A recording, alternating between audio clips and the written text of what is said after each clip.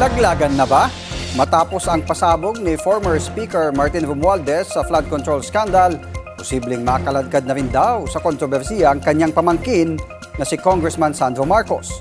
Narito ang political update ni Attorney Karen Jimeno. I will not allow myself.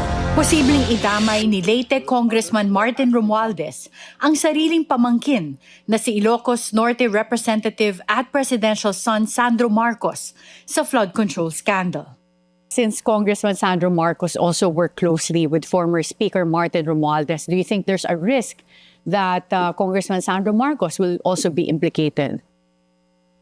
Yes. I think there's a big possibility for that.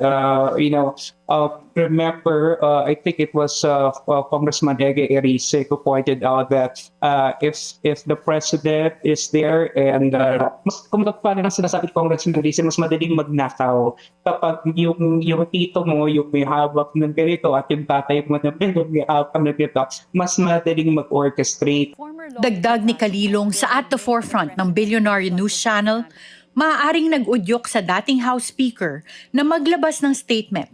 Ang pagkakaaresto kay Zaldico sa Czech Republic, ang pagtalakay ng Supreme Court sa mga petisyon laban sa unprogrammed funds, at ang pagtutol ng Office of the Ombudsman sa kanyang paglipad sa Singapore para magpa-check up. Pero hindi kumbensido si Kalilong na walang kinalaman si Romualdez sa mga pagtalakay sa national budget. Hindi mo po pwedeng sabihin na wala kang alam. Pag sinabi mo yun, ibig sabihin, wala kang ginagawa. Bilang isang speaker, you're not being informed, so nasa ng mandato mo, no? And kung halimbawa, pinabanggit naman yan na nga sa Tacloban, wala siyang inilagay doon na mga projects. I think Martin Romualdez, being a seasoned politician, is not going to be that ignorant mo na ilalagay niya yung mga proyekto doon sa mismong pagwate niya.